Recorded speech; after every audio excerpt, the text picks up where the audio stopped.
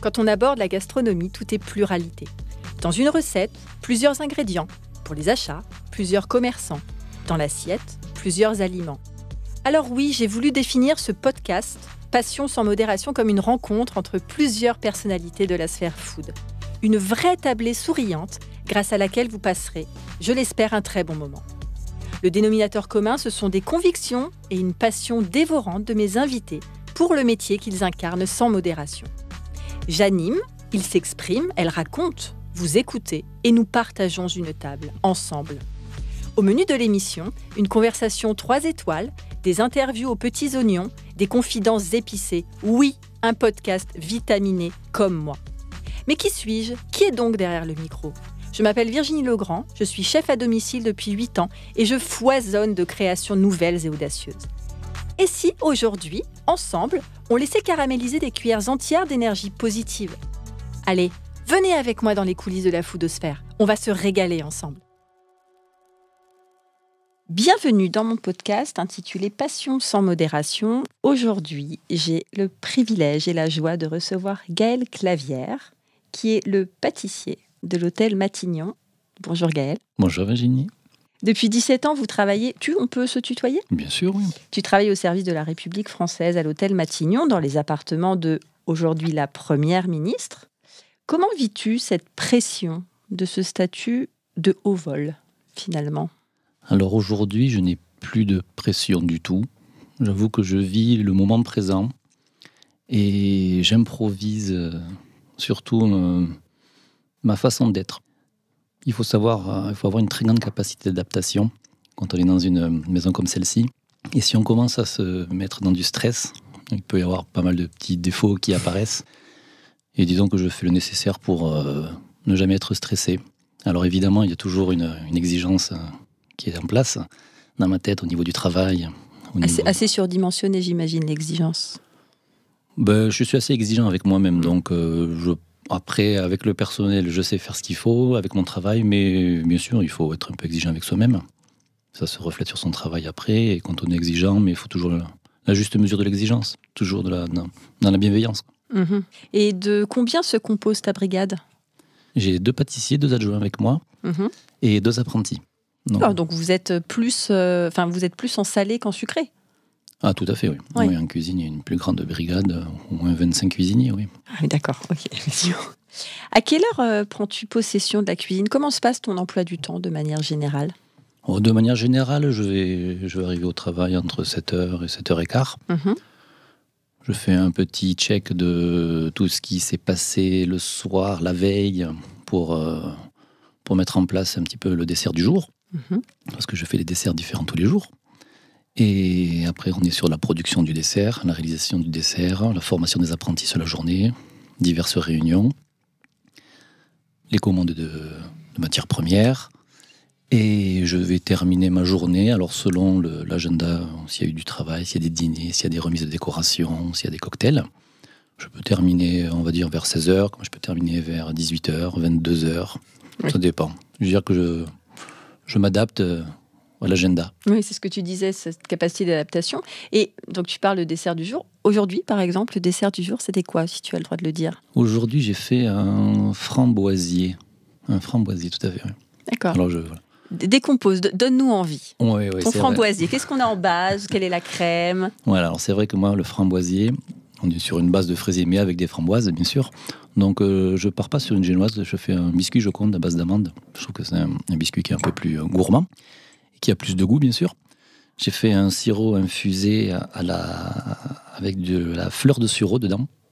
Donc, j'imbibe mon biscuit Joconde à la fleur de sureau. J'ai fait une crème mousseline vanille, des fruits à l'intérieur, des fruits frais, un glaçage. Alors ça, c'est vraiment la base de mon framboisier. Après, j'aime beaucoup décliner le décor de ça peut se voir des fois dans mes desserts. Je vais rester sur un dessert classique et après, je vais le décomposer dans l'assiette. C'est-à-dire que je vais le couper d'une façon à rajouter, à faire un très beau décor, à le présenter, que ça donne vraiment envie.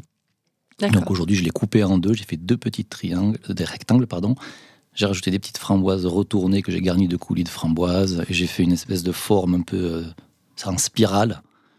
Normalement, ça fait un petit tableau. J'aime bien faire une petite œuvre d'art quand quand mon dessert arrive sur la table devant les convives. De toute façon, sur LinkedIn et sur Instagram, tu postais très très régulièrement tes assiettes et ce sont des vrais tableaux d'art. Que tu réfléchis, c'est-à-dire au moment où tu fais ton dressage à l'impro, ou quand tu te lèves le matin, tu sais que tu vas faire tel dessert, tu sais exactement qu'est-ce que tu vas mettre à tel endroit, ou c'est vraiment l'inspiration, l'instinct, l'intuition sur le moment? Alors ça va être le matin, des fois je suis sur mon scooter pour venir au travail, je pense au dessert du jour que je vais faire, et puis des idées me viennent. Quand j'arrive au travail, j'ai d'autres idées qui me viennent, et c'est surtout vraiment quand je dresse mon dessert que là j'improvise. J'improvise, et, je sais pas, j'ai des déclics, des idées qui me viennent, et puis là pour le coup je me régale, j'improvise, j'appelle les apprentis, je leur dis voilà comment j'ai dressé. Je leur donne un petit peu, il faut les insuffler dans cette dynamique de créativité. Voilà. Et puis c'est le moment présent qui compte et j'improvise. Et c'est là où tu prends le plus de plaisir. Oui, enfin, je prends du plaisir toute la journée, que ce soit dans la production, parce que j'aime aussi travailler les matières premières, fabriquer mes biscuits, mes crèmes, travailler les fruits frais. Mais bien sûr, là où je prends beaucoup de plaisir, c'est surtout au moment du dressage, parce que là, tel un artiste, c'est là où on peut s'exprimer sur l'assiette. Exactement. Et pour moi, la pâtisserie, c'est de l'art aujourd'hui. Donc, et moi, j'aime m'exprimer sur mon assiette. Super. Combien d'assiettes aujourd'hui tu as dressées du coup en dessert? Oh, une petite vingtaine. Une vingtaine. C'est grosso modo le calibre Le calibre, c'est que moi, je vais faire le même dessert, que ce soit pour le personnel de Matignon que pour les autorités. Sauf que évidemment, je le dresse donc à l'assiette plus artistique pour les autorités. Et pour le personnel, j'ai dû envoyer 220 desserts. Donc le même dessert, mais alors là, pour le coup, je l'ai laissé classique, plus dans un format boutique. D'accord, ok. J'ai lu justement que tu disais que la particularité d'un dessert repose sur une histoire. Qu'est-ce que tu veux dire par là? Je l'ai lu dans une interview. Ça se trouve, tu ne te souviens plus de... C'est possible. J'ai essayé de checker un maximum de choses sur toi. Qu'est-ce qui s'est passé dans ma tête quand j'ai dit ça?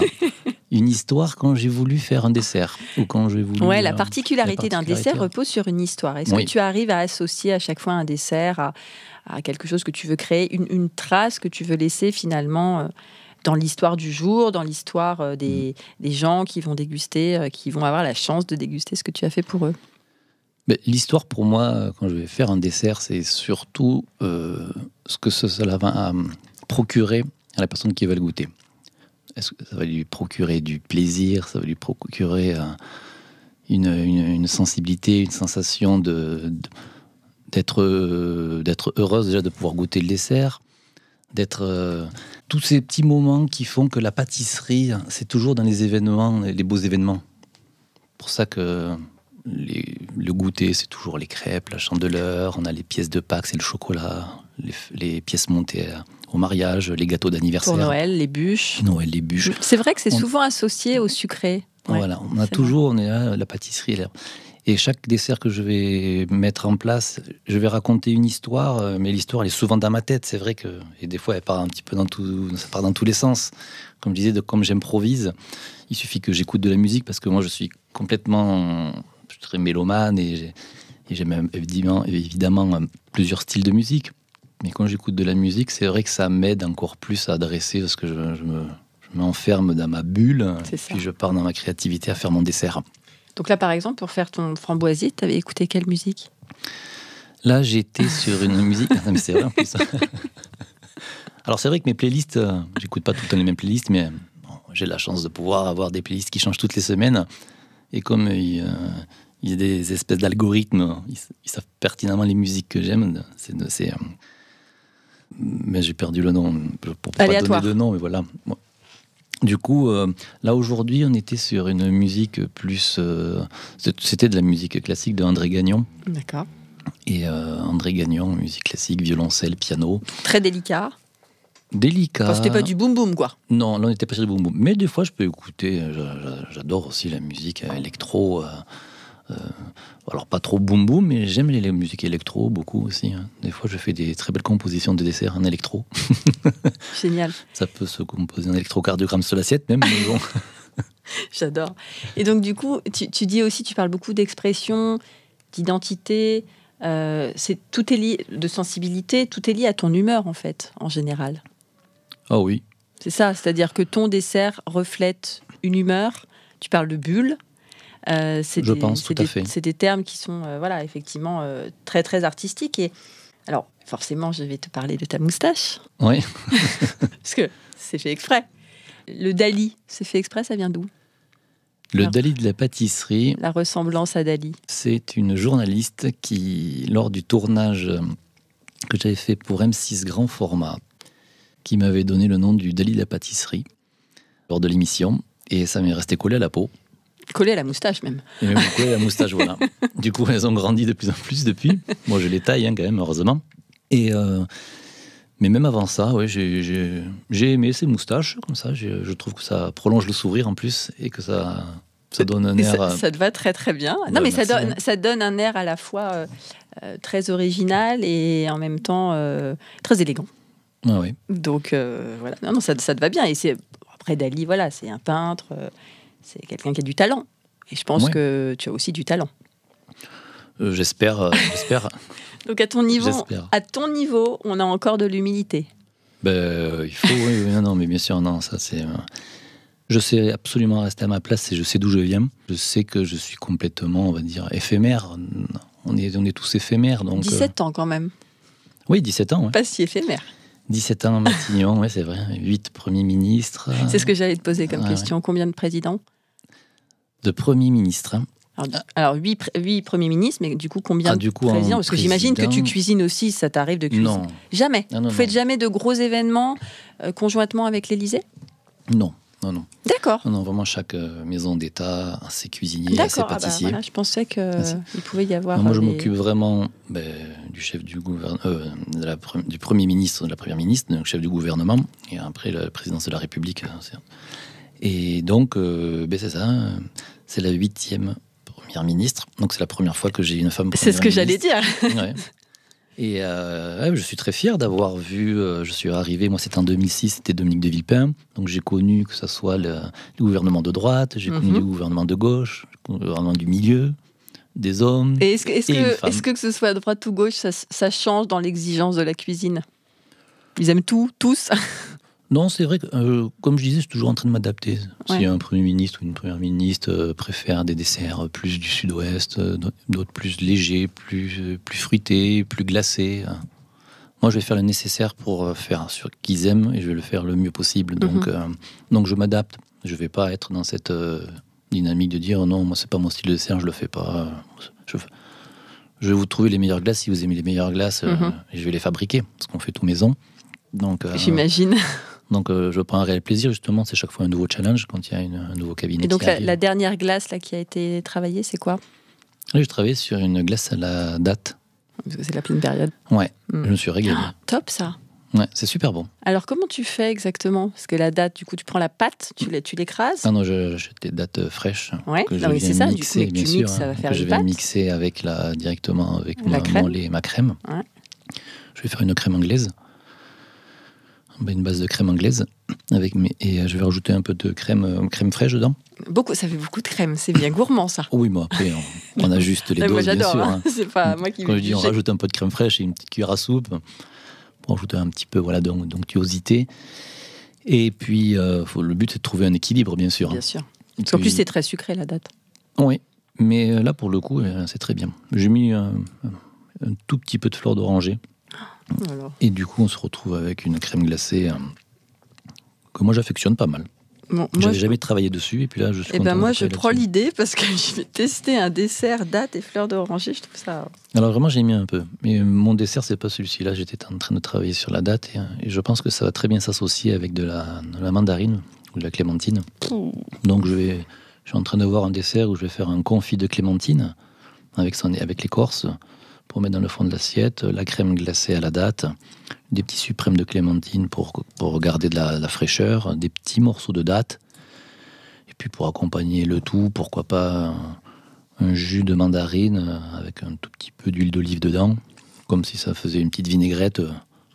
On reste sur un dessert léger, petite quantité, c'est assez frais en fin de repas, ça peut bien passer. Je tenterai ça pour mes clients et ce sera le dessert de Gaëlle. Et je t'enverrai les photos. Avec plaisir. Je trouve ça On est génial. là pour partager la pâtisserie. De toute façon, ça se partage. Bien Même les sûr. recettes.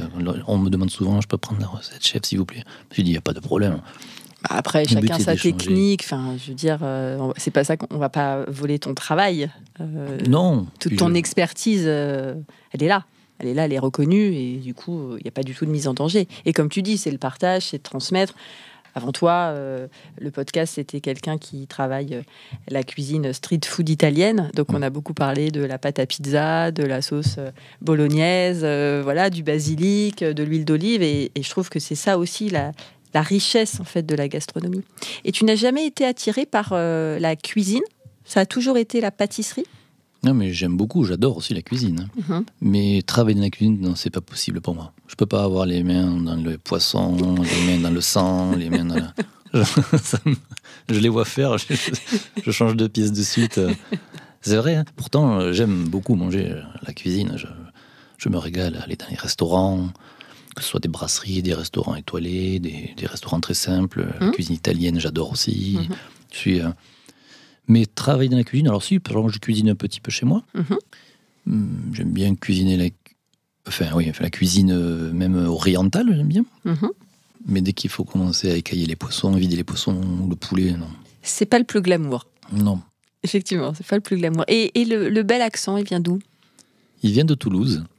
Donc je suis né à Toulouse. Et tu es monté quand à Paris? Après Toulouse, je suis parti dans les Landes, donc là où il y a la plage. Hein.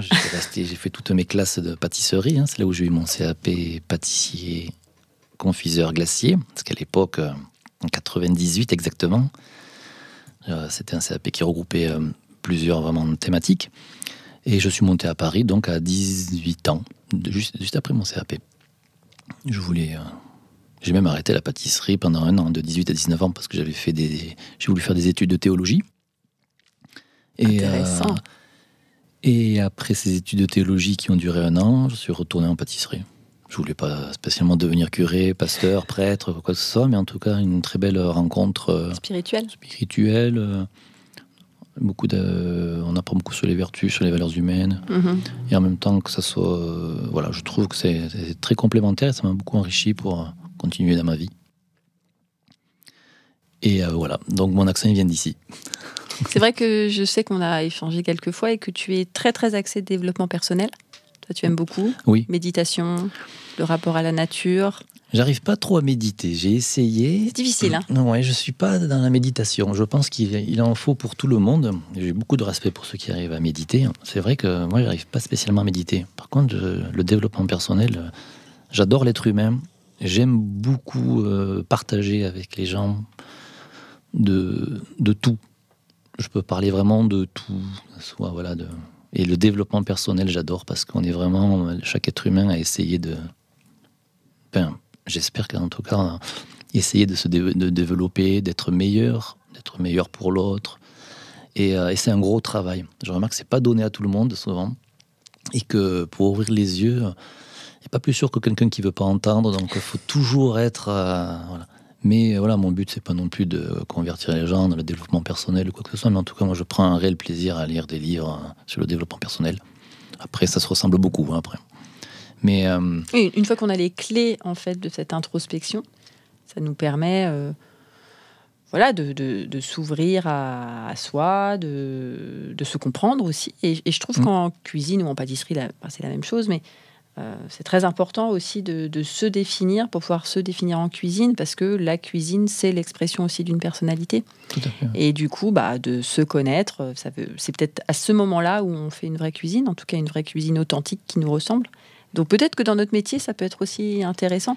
Moi, toi, tu travailles au service de la République. Moi, je suis entrepreneur, donc indépendante. Et c'est vrai que je pense que c'est important aussi pour tous les entrepreneurs de comprendre l'identité de sa marque.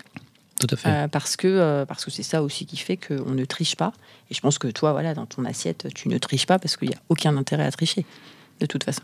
Oui, aucun. Et puis voilà, parce qu'on reconnaît ton talent, on reconnaît ton travail. Et, ça ne serait pas moi. Donc, et tu es à ta place. Et je m'en sers aussi pour le management, parce que quand on est responsable et chef... J'allais exactement te poser la question. Voilà. Comment ça se passe?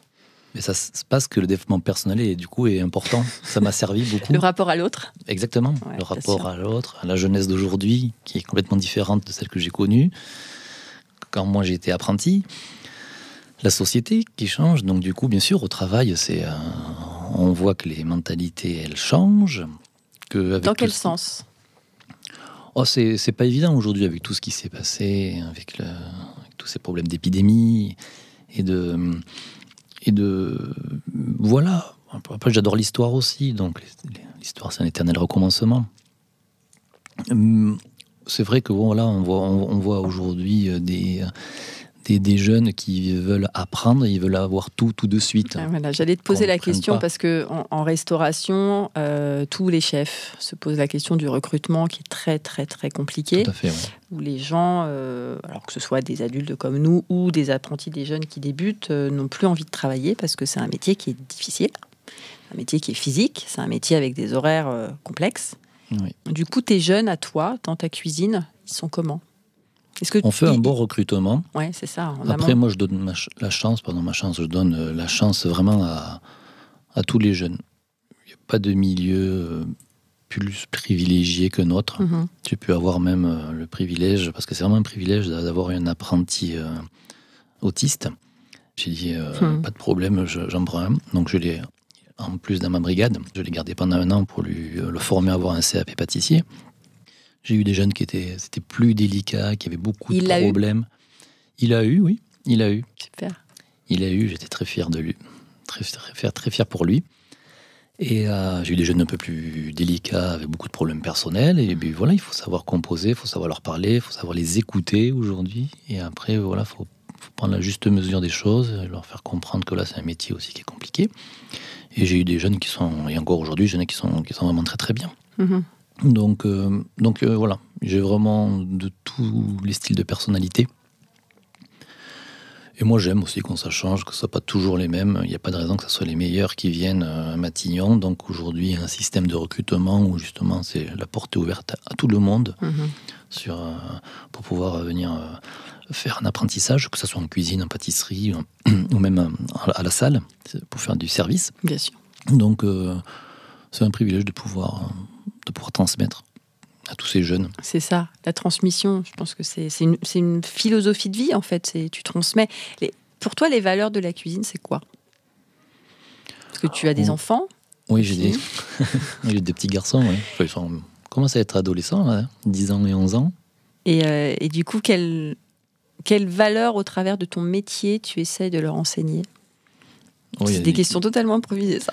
Oui, mais c'est vrai que les valeurs humaines, parce que c'est très important. La pâtisserie, c'est super, mais en même temps, il faut savoir travailler avec des belles valeurs humaines. Les valeurs humaines, les valeurs professionnelles, je veux dire, pour moi, ça va ensemble si on veut être un bon pâtissier. On a beaucoup entendu, les chefs, c'est des criards, des gueulards. Quand on rentre en cuisine, il y a des casseroles qui volent, des assiettes, bim. Ça a existé, c'est sûr, j'en doute pas.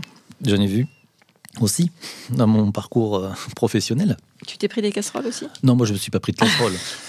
C'est vraiment plus en cuisine qu'à pâtisserie. J'ai l'impression. Mais c'est vrai que j'ai pu voir, pas des plus avec des caractères assez trempés, on va dire. Mais non, pour revenir aux valeurs, c'est vrai que un chef qui montre, on doit être exemplaire pour moi.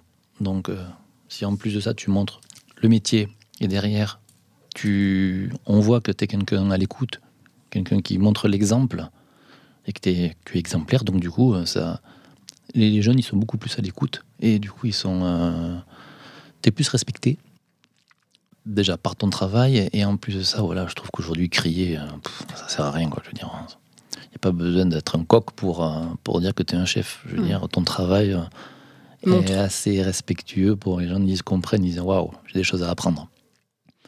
Et les valeurs, c'est la bonté, c'est de la bienveillance, c'est peut-être les valeurs que j'ai apprises quand j'étais en études de théologie. Je veux dire, des choses très simples, très basiques, mais qui font l'essence d'un être humain. Je veux dire, la bonté, la bienveillance, le pardon. Quand il y a quelque chose qui ne va pas, pourquoi travailler sur l'ego ? C'est moi qui ai raison. Non, mais c'est pas grave. Je ne vais pas me bagarrer avec toi pour de l'ego. T'as raison, c'est bien. Voilà. Bon, au moment donné, voilà. le principal, voilà, c'est des valeurs simples. Et une question que tu parles beaucoup d'ego. Enfin là, tu parles d'ego. On sait que c'est un métier d'ego. Les cuisiniers, on sait que les chefs, alors notamment les 3 étoiles, voilà, ont beaucoup d'ego. Tu as beaucoup d'amis chefs? J'ai des amis chefs, oui. Beaucoup, je ne sais pas quel nombre, mais j'ai des amis chefs. Parce que dans le discours que tu tiens semble tellement être en contradiction avec ce qu'on peut entendre sur d'autres. C'est tout à ton honneur. Hein. Mais moi, mes amis chefs, ils n'ont pas l'ego surdimensionné, en tout cas. Ouais. Donc, c'est vrai que... Donc, il y en a. Je choisis quand ça se présente à moi, si je vois des chefs qui ne me plaisent pas, on va dire, au niveau de leurs valeurs, je n'ai pas spécialement envie de partager avec eux. Après, je peux partager avec eux, mais ça va rester très sommaire. J'aime bien être avec une personne qui dégage une belle énergie autour d'elle, en fait. Et je ne sais pas si je suis un peu fou ou pas, mais je ressens assez vite quand je suis avec une personne si elle a un bel aura ou pas. Et du coup, quand c'est une belle personne, dessus, je suis amoureux, en fait, de ce qu'elle dégage. Et c'est souvent pareil pour la personne qui est avec moi. Enfin, qui est avec moi, qui partage cet échange. Je vais parler d'un chef que j'aime beaucoup en cuisine, c'est Stéphane Pitre-Chef, qui est un chef qui a eu une étoile, je ne veux pas dire de bêtises, il y a 2 ans. Là. Je l'ai connu, il n'avait pas son étoile, maintenant il a son étoile, il a ouvert un 2e bistrot, il a son restaurant étoilé. C'est un chef breton, il fait une cuisine que j'aime beaucoup. Et aussi, voilà, c'est une très belle personne. Nicolas Cloiseau à la Maison du Chocolat, pour moi, c'est un meilleur ouvrier de France chocolatier. Hein. Il pourrait marcher très haut avec son ego. Et chaque fois qu'on est ensemble, je le vois toujours dans l'humilité. Et c'est des personnes comme ça qui m'aident aussi, inconsciemment. Je veux dire, ils ne le savent pas, mais ça m'aide. Je suis content, je suis fier, parce que je vois que c'est des personnes qui arrivent à rester... simple, malgré leur talent. Voilà. Bah, c'est pas incompatible. Hein. Et non, c'est pas du tout incompatible. Finalement, c'est pas du tout incompatible. Mais du coup, j'ai perdu ma question. Oui. Est-ce que tu as déjà pensé à passer le concours de MOF ? Ou est-ce que c'est quelque chose qui ne t'intéresse absolument pas ? Meilleur ouvrier de France, pour ceux qui ne le savent pas. Oui. Non, j'ai jamais voulu passer le concours de meilleur ouvrier de France. Pour quelle raison ? Tu vas me demander ? Non, j'y ai jamais pensé. J'y ai pensé. Je sais que ça existe, évidemment. J'en connais. J'ai vu le travail que ça représentait. C'est un très beau titre. C'est un très beau titre et beaucoup de travail. Et j'ai jamais voulu le passer parce que je trouve que c'est pas ce que je recherche. Je ne le recherche pas. Même si je pourrais je pourrais aujourd'hui m'inscrire, travailler et me dire tiens, je veux passer le MOF. C'est énormément de travail, c'est très compliqué, ça, tout le monde le sait, surtout celui de pâtisserie. Surtout, celui-là, il est très très compliqué. On demande beaucoup de travail. Donc non. Donc je suis parti sur d'autres voies dans ma tête. Lesquelles ? Je suis plus parti sur la pâtisserie artistique. Je pense que la pâtisserie, c'est un art aujourd'hui et qu'elle est... Elle a sa place dans l'art. Donc, on parle d'art culinaire, hein, donc ça fait partie aussi de... Voilà, il y a l'art de la table, bien sûr, après, la pâtisserie, enfin voilà, mais c'est vrai que c'est quelque chose de quand tu dis dans le dressage, c'est une scénarisation esthétique en fait. Oui, mais au-delà même du dressage. Alors moi je m'exprime, c'est vrai, dans le dressage, mais je pense qu'il y a aussi... En amont. Là, je suis en train de travailler sur un livre pour en venir à un sujet de l'art. Je pense qu'on peut décliner la pâtisserie dans des lettres poétiques. Donc je suis en train d'écrire des lettres poétiques autour de la pâtisserie, autour de desserts. C'est-à-dire des lettres poétiques. Des lettres poétiques autour d'un dessert. Donc je me pose chez moi, je décide d'un dessert, par exemple la poire belle Hélène. Et tu parles. Et j'écris une lettre poétique ou un poème, si on veut, sur la poire belle Hélène. D'accord. Donc je suis en train d'écrire là-dessus. Il y a plusieurs déjà qui sont écrites. Et je pense que voilà, la pâtisserie peut être aussi lue, peut être apprise en tant que poème. Et je prends un réel plaisir à faire ça aujourd'hui. J'en ai écrit 16 déjà à peu près. Là. Que ce soit la pavlova, la poire belle Hélène, j'ai fait la pêche melba. J'ai pas fait la pêche melba, j'ai fait le framboisier de la Saint-Valentin. Je me suis pris pour une petite framboise qui brillait, qui allait se retrouver dans la crème. Et Versifiées ? pas toutes. Pas toutes. Pas toutes. Enfin, pas tout du poème, pas toutes les lettres. Parce que je dis pas que c'est des poèmes, parce que des fois il y a des rimes, des fois il n'y a pas de rimes. J'ai écrit. Tu respectes du coup une métrique, une versification parce que du tout. Parce qu'en fait, ce qui est assez drôle, c'est que avant d'être chef, j'étais prof de lettres. Et j'écris beaucoup de poésie aussi. D'accord, c'est super. Donc ça résonne. Je trouve que le projet, c'est bluffant. Ah, mais je pourrais en lire un parce que j'en ai écrit, mais je les ai pas tous en tête, bien sûr. Mais c'est juste et là, magique. Du coup, moi j'adore. Tu as un éditeur. Tu voudrais, j'imagine, après faire avec des belles photos. Ah non, j'ai eu déjà des rendez-vous avec des éditeurs. Ça ne m'étonne pas. J'ai eu des rendez-vous avec des éditeurs. Le souci aujourd'hui, c'est que c'est un très beau projet. C'est hyper original surtout. C'est original. Et puis, mais ils sont enchantés. J'étais avec un très beau éditeur. En plus, c'est un très beau éditeur. On ne peut pas donner le nom, mais en tout cas, il me dit le problème, c'est que je ne sais pas qui va acheter ça. Parce qu'en fait, ça va être un beau livre, on n'en doute pas une seule seconde. Des amoureux de la littérature. Les amoureux de la littérature. Ouais, mais aujourd'hui, il y a quand même on connaît les éditeurs, ils sont tous adorables, mais en même temps, ce qu'ils regardent, c'est le profit derrière. Donc ça va être un très beau livre, on va être très content, mais si c'est pour en vendre 1500, 2000, ça ne va pas les intéresser parce que le coût de production du livre, il va être trop élevé. Mais moi, ça ne me freine pas du tout. S'il faut que je l'édite même à 3 exemplaires juste pour moi et ma famille, je le ferai certainement. Et pour moi je le veux bien aussi. Je dis 3, mais je pense que je vais en éditer. Je le veux bien. À moins qu'un éditeur veuille prendre le risque, ou le plaisir de pouvoir l'éditer. Le but était d'associer mes photos de dessert. Je veux surtout pas faire un livre de recettes. Aujourd'hui, il y en a partout dans les magasins. Je suis très content qu'ils fassent tous ça, parce qu'ils montrent leur identité, et c'est super. Je trouve que c'est super. C'est de déposer quelque chose de soi, ouais. Et j'avais vraiment pas envie de faire les éclairs de Gaël Clavière ou le millefeuille de Gaël Clavière avec sa crème. Tiens, il y a un petit peu de ça dedans. Je me suis dit non, moi j'ai plus envie de partir sur ces lettres poétiques. Et j'ai pris beaucoup de plaisir. Et cette idée m'est venue quand j'ai travaillé, quand j'ai fait un échange avec Camondo, c'est une école supérieure d'architecture et de design à Paris. J'ai dû travailler sur un sujet avec la directrice pédagogique de l'école. Il y avait une 70 élèves. Je devais travailler sur le non-anniversaire de Lewis Carroll. Elle me demandait de faire un menu. Comment vous, en tant que chef pâtissier, qu'est-ce que vous pouvez faire pour un menu pour le non-anniversaire? Et là, je lui dis, c'est peu commun quand même. Et j'ai commencé à travailler sur le non-anniversaire, le carpe diem. Du coup, c'est tous les autres jours et pas ce jour-là. Donc, c'est vraiment... j'ai commencé le soir à écrire des tartes renversées, des crèmes illusoires de caramel. Et en fait, je me suis dit, mais j'ai pas du tout envie d'écrire un... Du coup, je l'ai appelé à 9h30 du soir. Il me dit, qu'est-ce qui se passe? Je vais pas vous faire un menu, je vais vous faire un poème. Ça sera un menu, mais ça sera un poème. Et le poème, ça sera des desserts. Elle me dit, je vous laisse carte blanche. Et du coup, je suis parti là-dessus, sur ce poème du non-anniversaire. Et alors, les jeunes étaient enchantés. Ils ont créé tous les contenants des desserts que j'avais mis sur ce poème.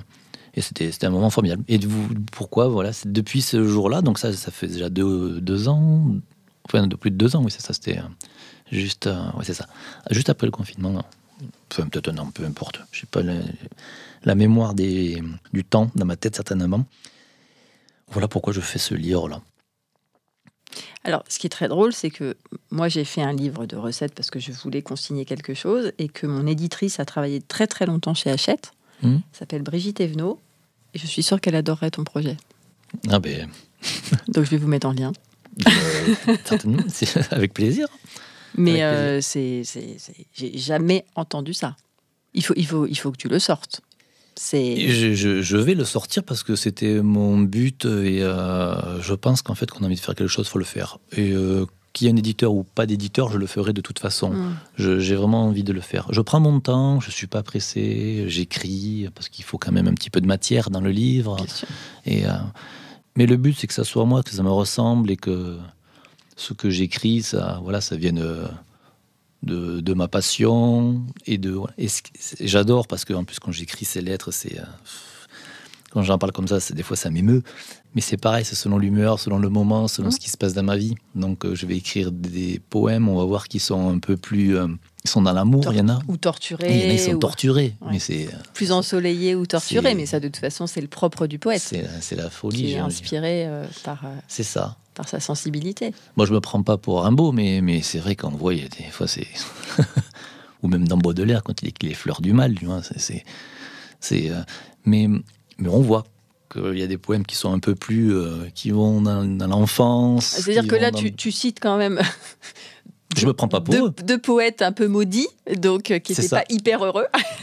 L'un avec son spleen, mais en même temps, il a créé des choses formidables. Mais tu sais, je pense que c'est aussi dans les épreuves que l'on sort. D'ailleurs, tu parles de Baudelaire, parce que moi, j'ai été prof de lettres, et Baudelaire, dans Les Fleurs du Mal, disait « Donne-moi ta boue et j'en ferai de l'or ».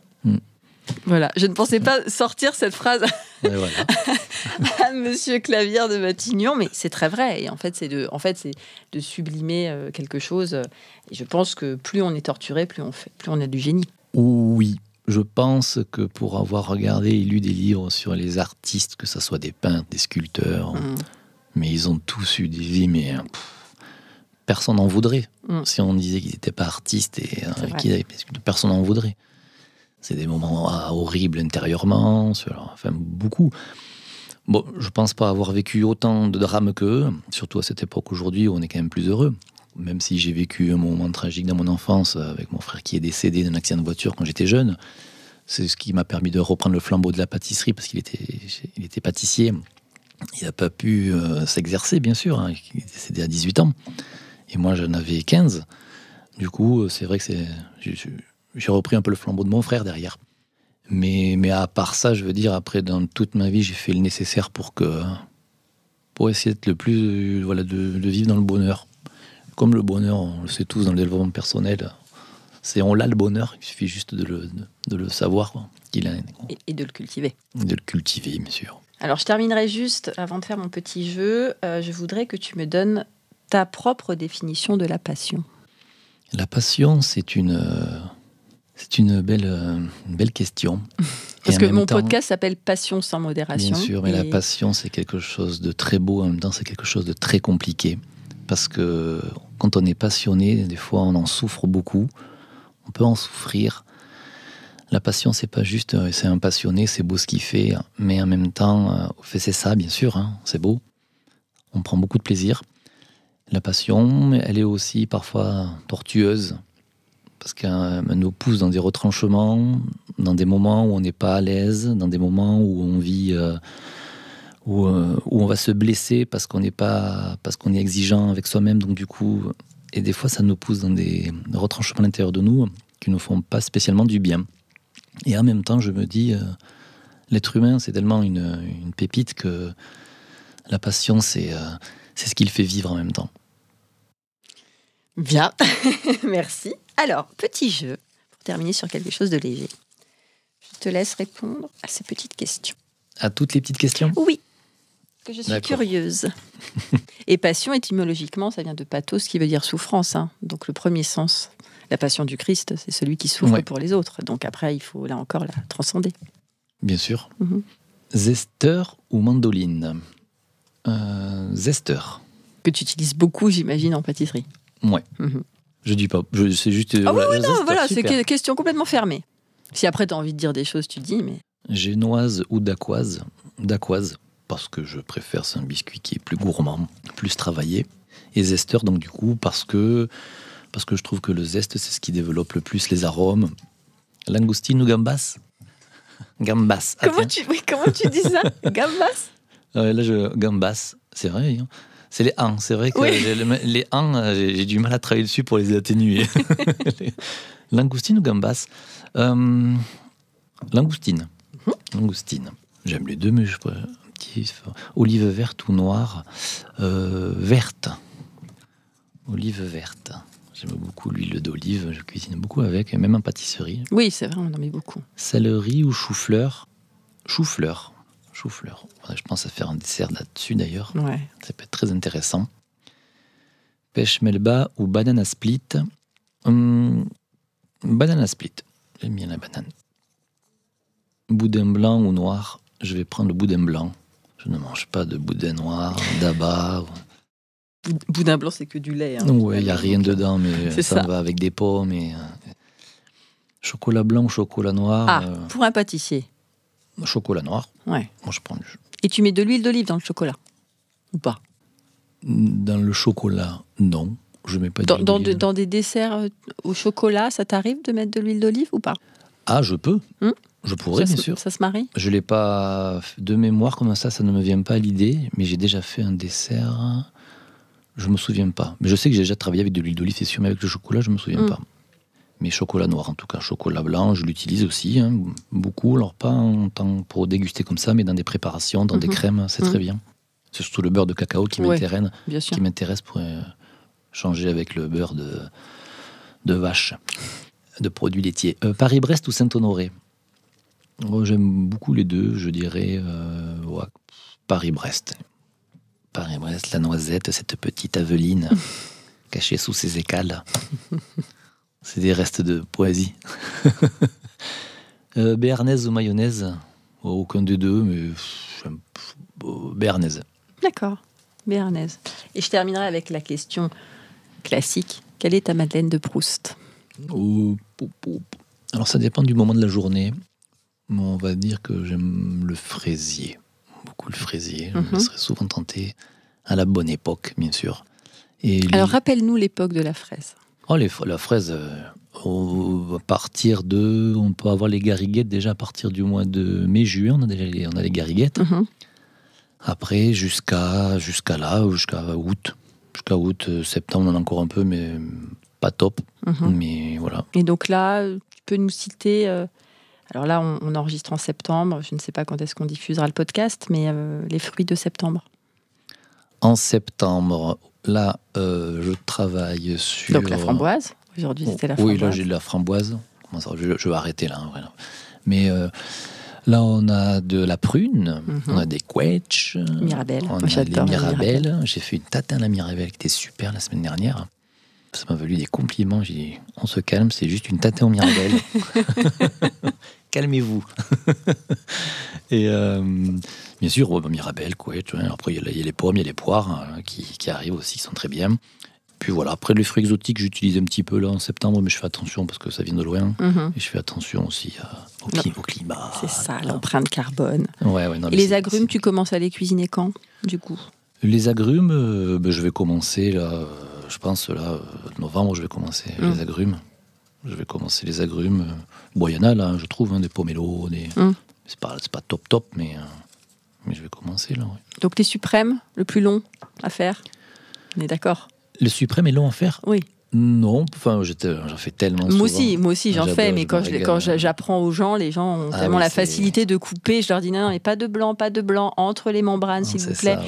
Et quand ils le sortent, ils voient que c'est joli, ils disent ah ouais, ça n'a rien à voir que quand on coupe en rondelles dans les salades de fruits, sûr, et t'as le truc blanc. Puis en dégustation, c'est un suprême. Ça n'a rien à voir. Mais c'est quand même, mine de rien, une fois qu'on a le coup, c'est bien, mais sinon, c'est long. Tu en fais beaucoup, j'imagine. Quand il faut détailler. Dès qu'il y a des salades de fruits, des petits déjeuners, j'en fais. Tu fais aussi des suprêmes de citron parce que c'est. Oui. Là, pour le coup, c'est. J'en fais parce que j'aime bien mettre des petits quartiers dans des desserts au citron, dans des tartelettes, des petits quartiers. Ça donne un peu de peps dans la bouche. Ok. Écoute, on va s'arrêter là. Super. Merci infiniment, Gaël. Donc, je répète que tu es le chef artiste de l'hôtel de Matignon, le pâtissier qui régale. Ah, je t'ai pas posé la question. Quel est le péché, si tu as le droit de le dire, de Madame Borne? Le péché mignon. Qu'est-ce qu'elle adore manger? Elle n'a pas de péché, elle est merveilleuse. Elle est plus chocolat ou fruits? Oh non, je peux pas trop dévoiler les goûts des ça, j'imagine. Donc j'ai vraiment un devoir de réserve. Devoir de réserve, je respecte.